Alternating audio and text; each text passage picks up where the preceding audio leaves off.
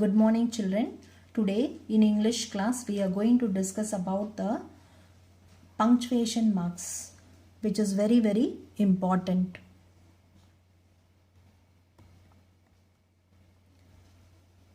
What are called punctuation marks? Punctuation marks are marks that make repeated and regular interruptions in written and printed text.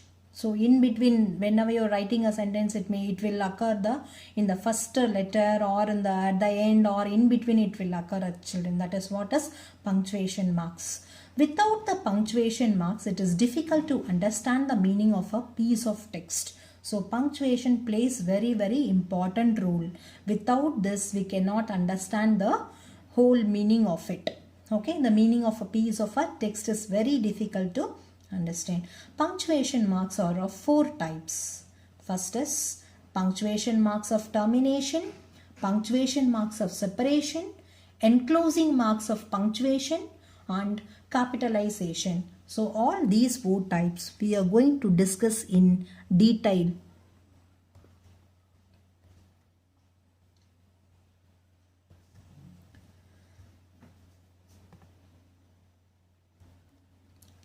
Punctuation marks of termination. This is the first type. In this type, there are 3 types. There are 3 types of punctuation marks of termination. They are full stop, the question mark, the exclamation mark. I think you people will be very familiar with all these because we are using everyday basis, right? Every day we are using the same. First is full stop. So as we all know, as a sentence, what is the rule in a sentence? We should start with a capital letter and ends with a full stop. So that's what is grammar rule in a sentence. So usage. We use a full stop to end a sentence. Study the following examples. She rang the bell twice. So look at the examples here, children. First letter is starting with a capital letter and ends with a full stop. He is an engineer in a construction company. So at last it has a full stop. And even the first letter, see the first letter, it is a capital letter. So that is what is, we use a full stop at the end of a sentence. Then second usage, we also use a full stop at the end of the abbreviations. I born in the month of January. So you won't write full January like that. We won't write, right? Sometimes. So that's what, there we will use abbreviation. There we will use some full stop over there. Then third usage, we also use a full stop between the letters in the abbreviations. I get up at 6 a.m. Then if so when you are using AM, PM, so there you will use abbreviations. There you will use full stop, right, in the abbreviations. A full stop is used for initials. So whenever you are writing your name, for example, my name is KR Usha. So that time in between the initials, you will keep a full stop. Her name is PT Revati. So there also you will use full stop. Okay children, so not only this you got plenty, but every day we will use all these. So that's what, full stop is very important. Then only the sentence will end. Okay children, next is the question mark. So we all know that interrogative sentence means asking questions, right? So it will end with a question mark. So usage, we use a question mark to end an interrogative sentence. So we will ask questions, right? Do you want coffee or tea? What is your hobby?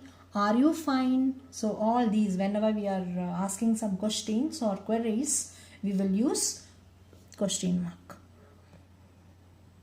Next is the exclamation mark.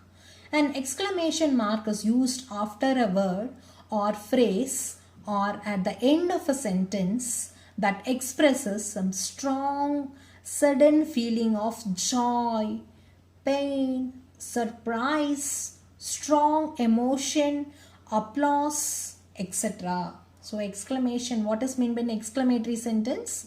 It is expressing some strong or sudden feeling. So there we will use an exclamation mark, right? See the example, children.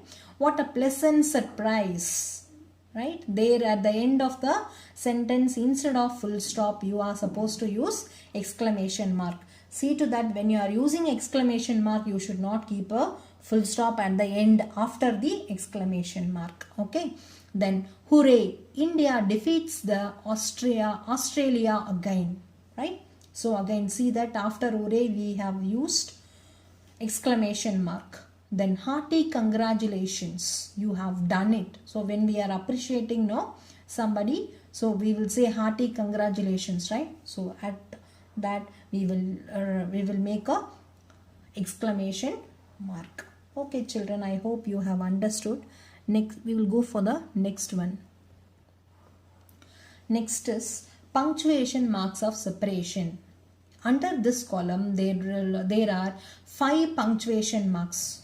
Okay, there are 5 punctuation marks of separation. They are comma, semicolon, dash, hyphen, apostrophe. So all this we will use in a paragraph, or whenever you're writing a paragraph writing or something, you will come across all these punctuation marks. The comma. A comma is the most frequently used punctuation mark indicating a pause between parts of a sentence or separating items in a list. See the following example. The car was old but looked new. So there we will use comma, right? And there was no light but we could find our way. So there also we used a comma. We use a comma to separate the main class joined by conjunctions such as but, or, for, and, neither, nor, etc. She is a teacher, but she does not know the names of her students, right? And a comma is also used to separate, to enclose, and to introduce a phrase or a sentence. He bought a book, wrote his name on the first page, put it in the bag and left. So in order to separate, we use this comma. So there are so many usages also there. So in the next slide we will go for the continuation of comma. A comma is used to separate a series of words. She is an honest, hardworking and ambitious person. Next usage. We use a comma after words like yes or no in reply to a question. When somebody is asking questions like yes or no type, so that time we will use a comma. Yes, she is my best friend, right? Is she your best friend? Yes, she is my best friend. So there we will use comma. A comma is used in sentence with the question tag. So when we are framing the answers for question tag, so that time we will use comma. Is it raining? Isn't it? So there at last with the question mark, right? So there we will use a comma. Then we use a comma to separate the exact words of the speaker in the direct speech. So children, in direct and indirect speech, right? So direct speech we will use a comma, right? The teacher said to the parent. So comma, your child is brilliant. So there we will use the comma. So I hope you will understood all this, because every day we are using the same. The semicolon usage. The semicolon is used for a longer pause than a comma, but shorter than the full stop. A semicolon is like a full stop, with the only difference that we do not use a capital letter after a semicolon. Okay. Basu did not visit us on Diwali. Deepavali. He visited his parents. So in those places we will use the semicolon. She is going for trekking. She needs a pair of study shoes. Study in the sense strong shoes. We use a semicolon between two or more classes of equal importance. To err is human. In the sense, as human we tend to make mistakes, right? To forgive is divine. So there we will use a semicolon. Okay children, next is The dash. The dash is most commonly used to indicate a sudden interruption or a break or a shift in the thought. He threw a party in a 5-star hotel. Something unusual on his part. Discipline should come from within you. You cannot impose it. Within, you cannot impose it. So there we have used the dash. We use a dash to emphasize a word or a phrase in a sentence. What he needed the most, he never got. What everybody is working for money, right? He never got. That is money. It was the last thing I wanted to do, but I did it. I changed my job. So there we will use dash.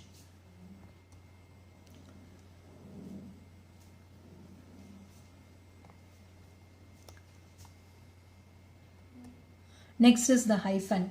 Usage. The main purpose of a hyphen is to join two or more words together in order to make a single compound word with its own meaning. He is the ex-director of the company. So there we will use the hyphen. She is a part-time French teacher. They offer some part-time computer courses. So in these places we will use the hyphen. Next is the apostrophe. Usage. An apostrophe indicates the omission of a letter in certain words. Example, I can't walk for a long distance. I haven't finished my Hindi homework. Next, second usage. The position is shown by adding apostrophe s to a singular noun. That is, position means ownership. Whose bag it belonged to? Tina's bag.